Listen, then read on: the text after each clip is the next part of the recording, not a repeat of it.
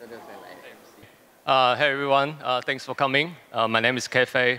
I handle crypto and blockchain side of things at SBI, a TradFi conglomerate in Japan. Before we get started, I wanted to just thank the organizer and as well as the affiliate partners putting together this event. I know the team has been working tremendously hard to make this happen, so thank you again. Now, to get started, as I introduce myself, my name is Kefe. I'll hand it off to Jerry and then Andy, Ryan, and Danger to introduce themselves. Take it away, Jerry. Thank you. I thought you were going to do for us.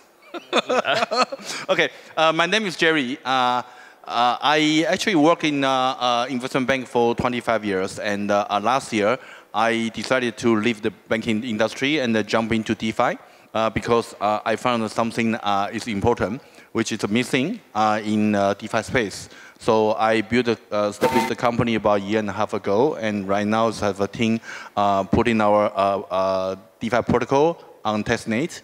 So we'll let you know what we're doing later. Thank you. Yeah. Hi guys. My name is Andy. So I work at Frax Finance, and we basically do stablecoins. We issue 3 different types of stablecoins. One's pegged to the US dollar called Frax, one pegged to the Ethereum, Frax Ether, and then one pegged to flat coins, which is the US CPI called FPI. And we have governance tokens around it and build sub-protocols to kind of support the stablecoins. Yeah. Hi everyone, I'm Ryan. So I lead APAC partnerships for Off-Chain Labs. Off-Chain Labs is the initial builder of the leading layer 2 Arbitrum. So I work closely with teams that are building on the Arbitrum public chains, as well as those who are thinking of spinning up their own app chain using the Arbitrum Orbit tech stack. Hi everyone, my name is Danger.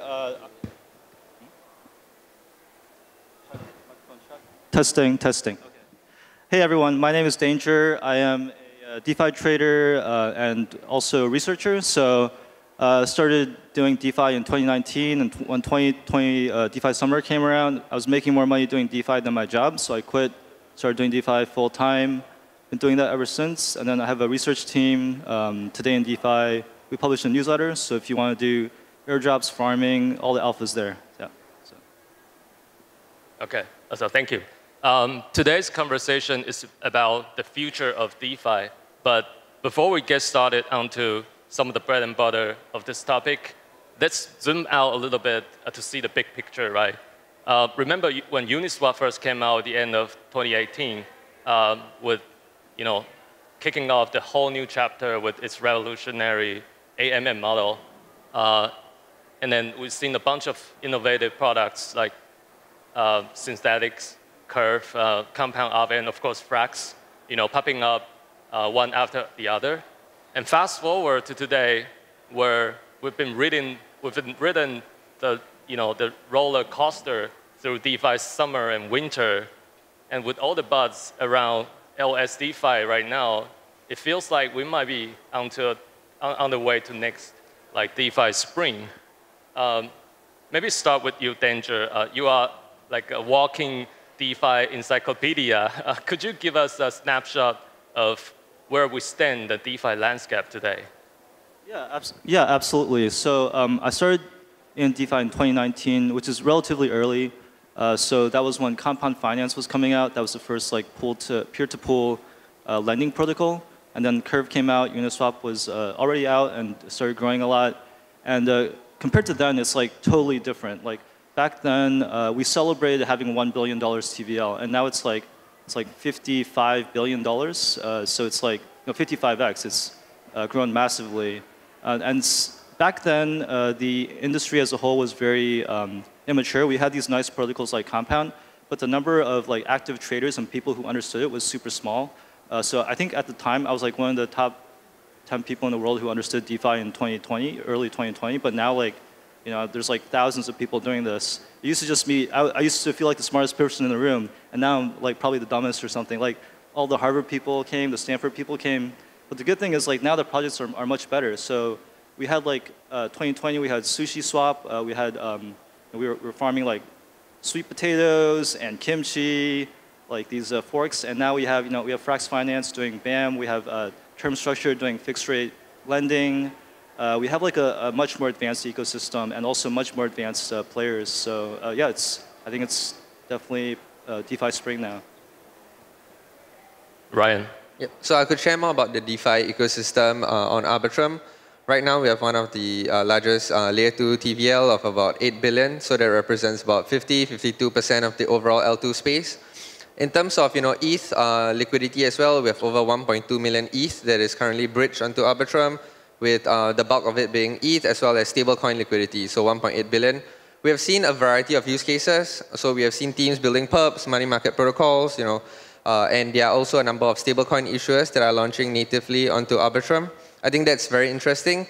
And another point I want to note is we see institutions coming onto Arbitrum with the likes of Franklin Templeton, who launched their US money market fund on Arbitrum, and also Kinto, a team building layer 2 using the Arbitrum Orbit stack.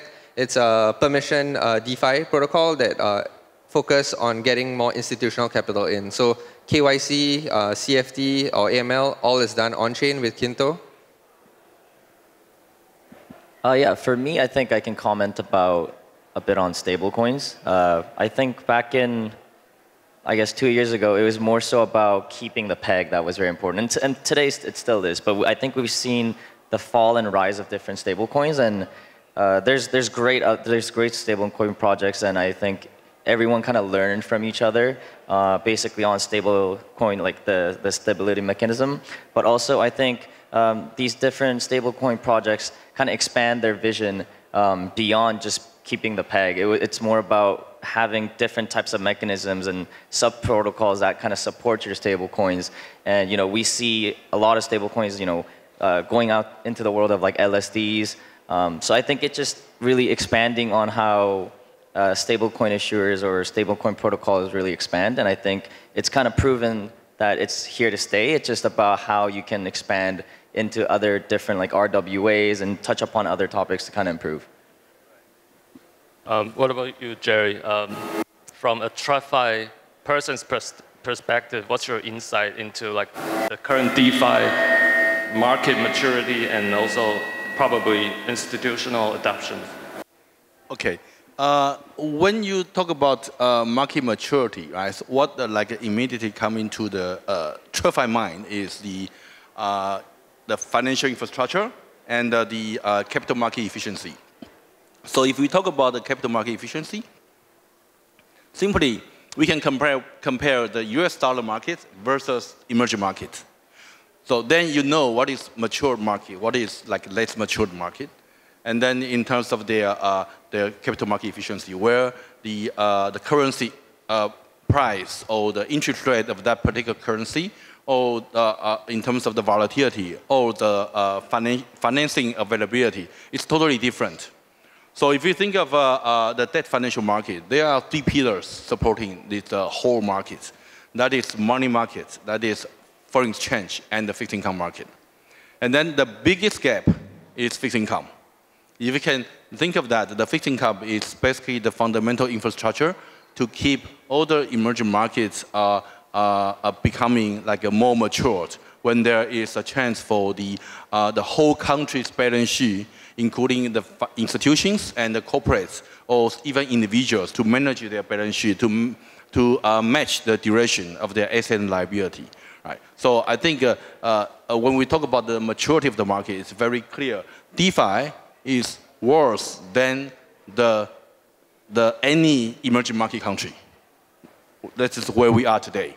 And in terms of the institutional adoption, that is very clear, right? So if you see, it's very easy to compare where you see the most of institutional investment. That would be going, the first priority would be going into developed country, and then those EM country, right? So I think that's very clear for anyone if you can take a look at this comparison.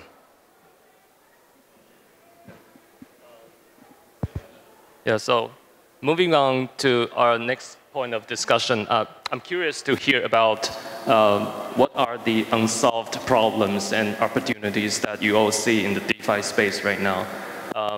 For instance, right, the proliferation of L2s, L3, and app chains is clearly led to some issues around liquidity fragmentation, right? And with the rolled out, like term structures ZK rolled out, ZK True Up and then Frox Chain, right? And Arbitrum or the L3. Like, how do you, what's your view on this and how do you see that playing out? Maybe from Jerry. Yeah. Okay, thank you. So for the issues in DeFi, what we see is that there is no interest rate curve. There's no benchmark.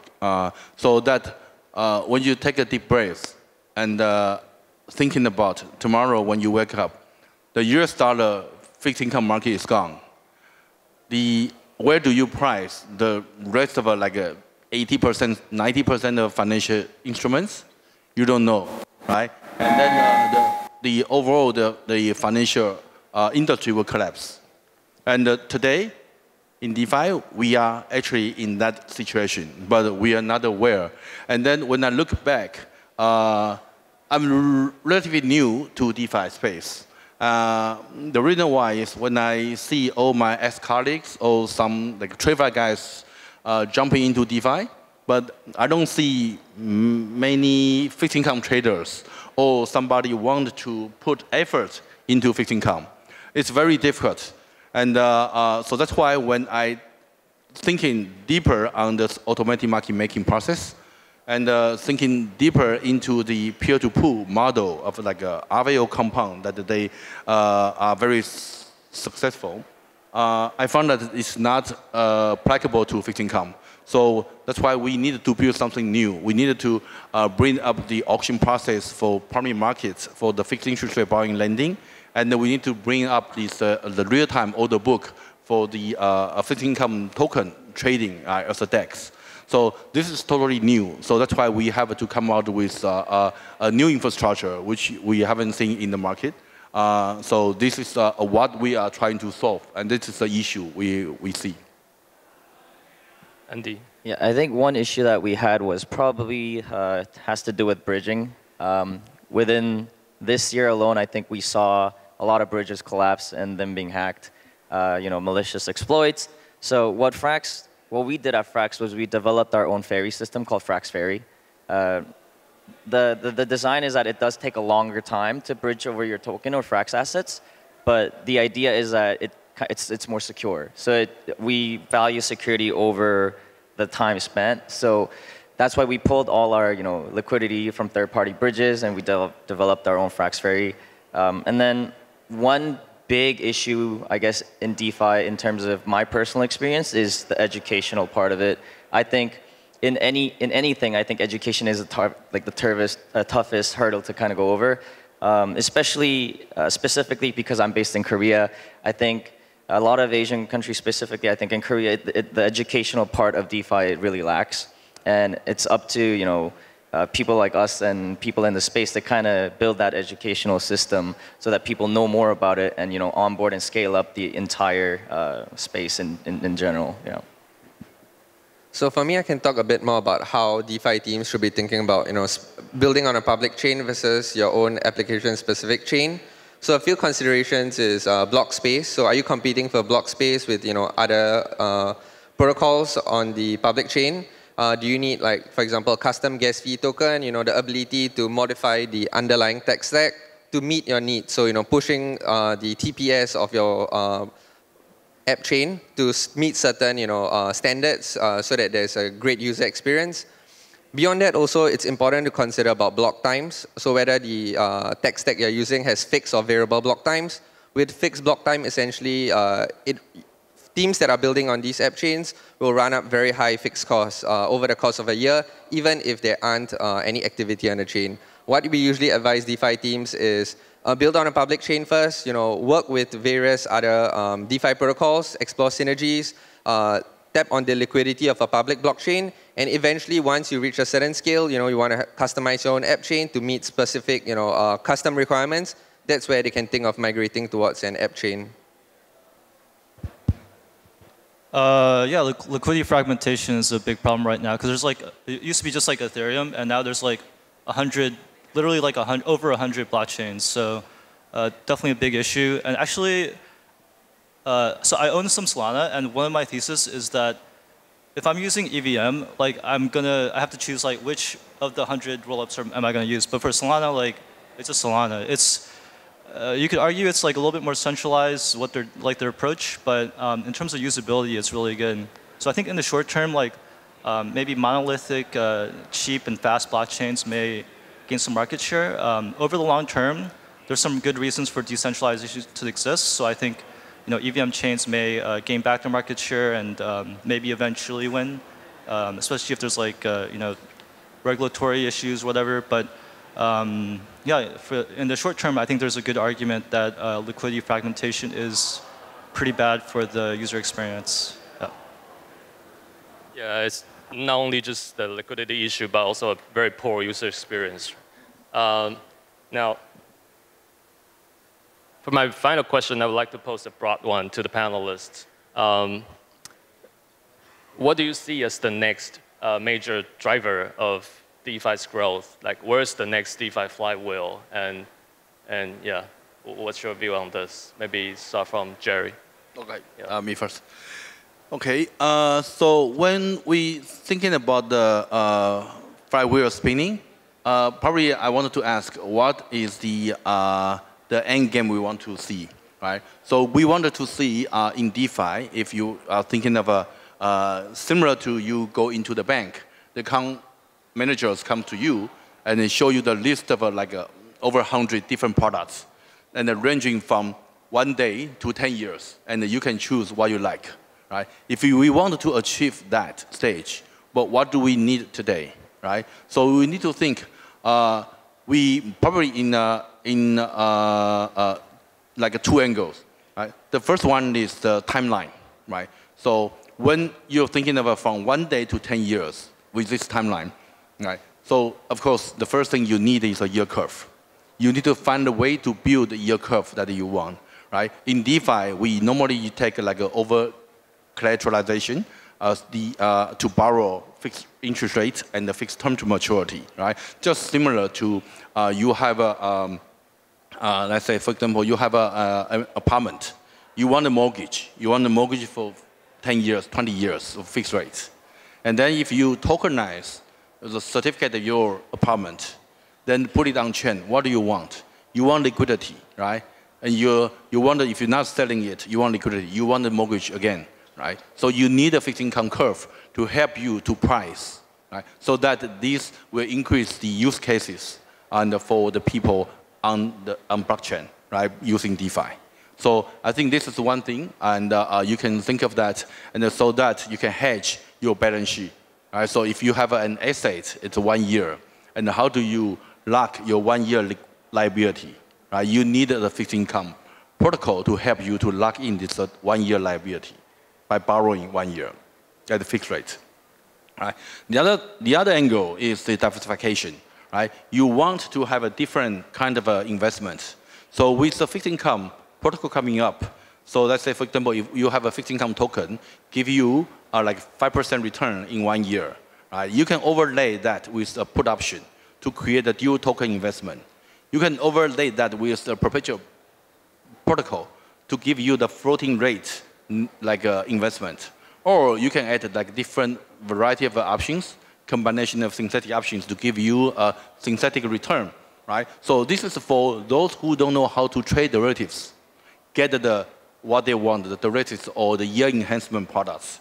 This is exactly the same as what you do today, working into the bank, talking to your account managers to get the investment products shown to you, right? So I think from that particular angle, right, if we achieve that, then the flywheel spinning, it just continues, it will never stop.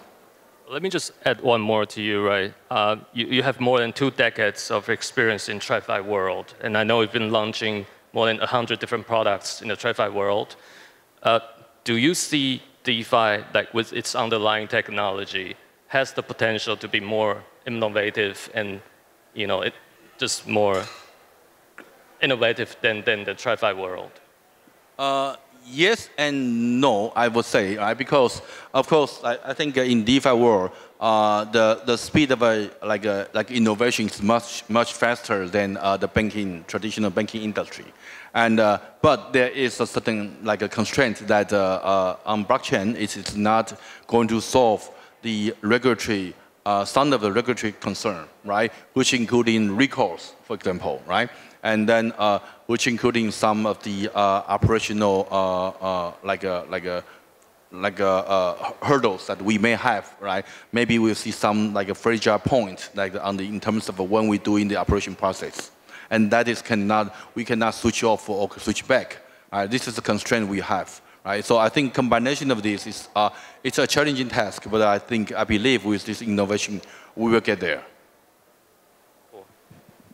Right, Andy. Yeah, for stablecoins, I think on a big scale, from the start, our team, we had this belief called stablecoin maximalism and monetary premium. So our founder actually touched upon this a few months ago during a keynote. But the idea of stablecoin maximalism is that with sufficient time and sufficient size, everything kind of converges to creating their own stablecoin.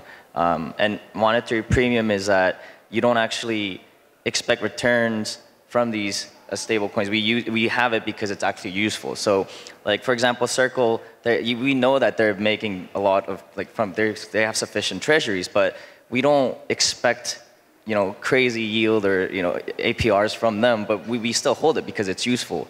So the idea is that big players that we've seen, even this year, will converge to issuing their own stablecoin and making it just very useful. And I guess on a smaller scale, Frax Finance's end game is that we believe that in the next few years there will be 3 major assets that kind of dominates the system, and we think one, it's obvious, US dollar, Ethereum, and then flat coins. So that's why we issue stable coins for each sectors, and to build sub protocols to kind of benefit that. And we have a lot of things coming out. Actually, we have Frax Chain, which is going to be a hybrid rollup with blockchain incentives.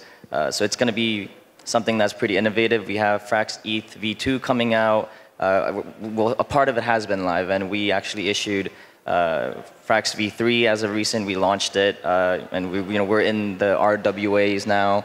So I think it's just expanding everything, and we believe we want to be the #1 stablecoin issuer for these 3 major assets going down the line, and I think that's the Frax vision as a whole right now.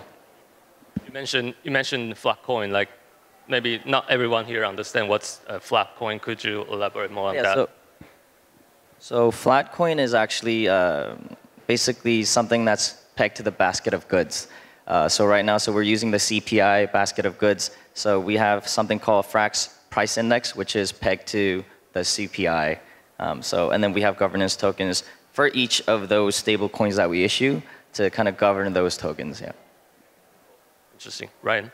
Yep. So what we see as exciting on Arbitrum public chains is, we have been speaking with financial institutions in the space around tokenization of real-world asset. Some of the assets they're thinking of is, VCC funds because of the clear regulatory framework. There are also teams thinking of, tokenization of like US Treasury bills as well as government bonds, both US government as well as, emerging market bonds. One of the challenges of tokenization of real-world asset that we view is standardization.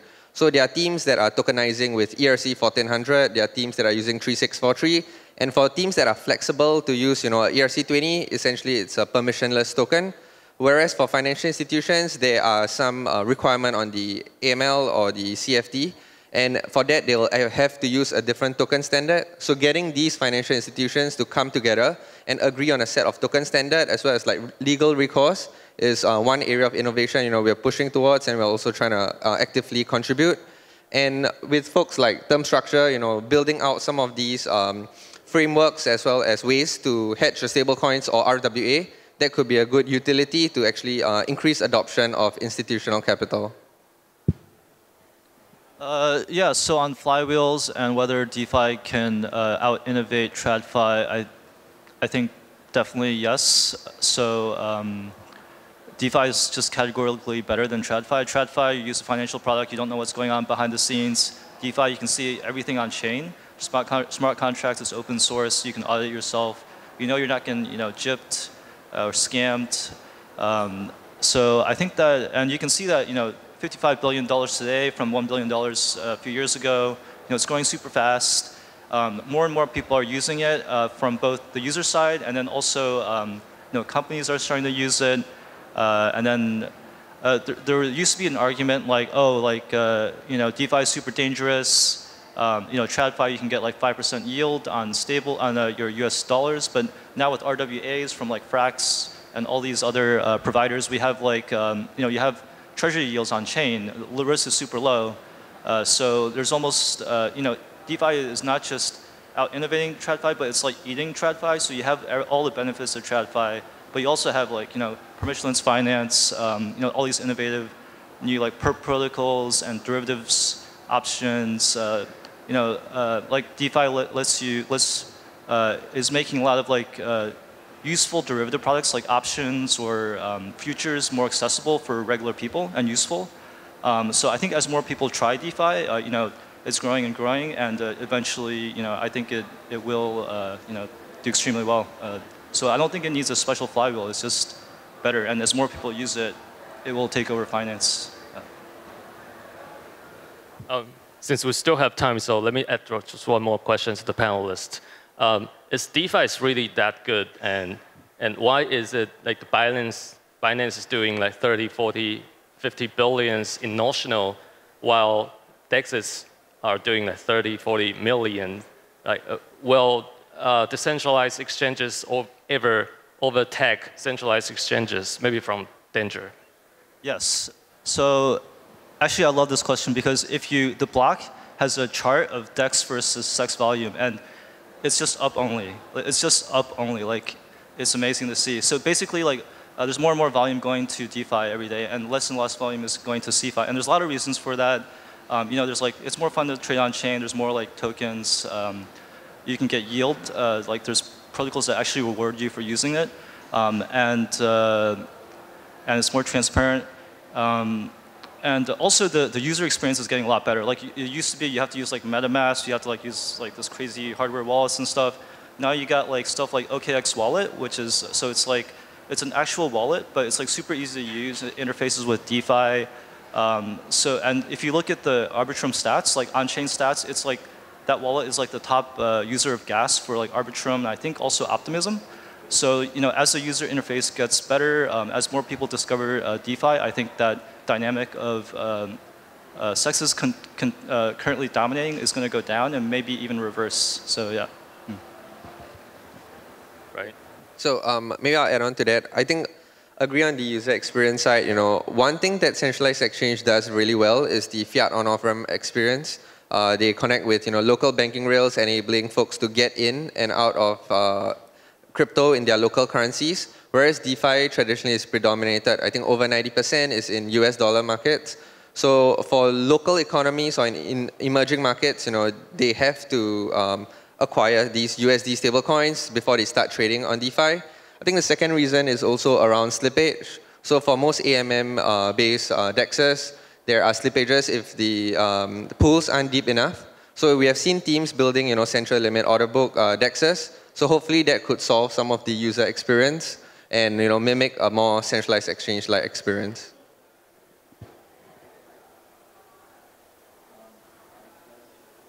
Okay, so I guess without going too deep and technical, I touched upon this a bit earlier, but I think education again is the biggest pain point. I think similar to when we go to the beach, everyone can dunk their feet in and it's enjoyable, but you don't go swimming into it if you don't know how to swim. Similar to that, I think it's very easy and simple to kind of get your funds on centralized exchanges, and that's why we see a bunch of spot trading and everything. But in DeFi, it actually requires a lot of knowledge and a lot of studying and learning about everything in DeFi. It's not just one point of DeFi that and then you can go into it. So like similar, if you know Frax Finance, for example, it's a very complicated protocol, and the people who know it will take advantage of it. And I think when like Danger said, we see that more people from centralized exchanges to move into DeFi, and I think that's good. And that's great because that just proves that more people are being educated on DeFi. And so my take on it is that educational aspect is the biggest pain point right now.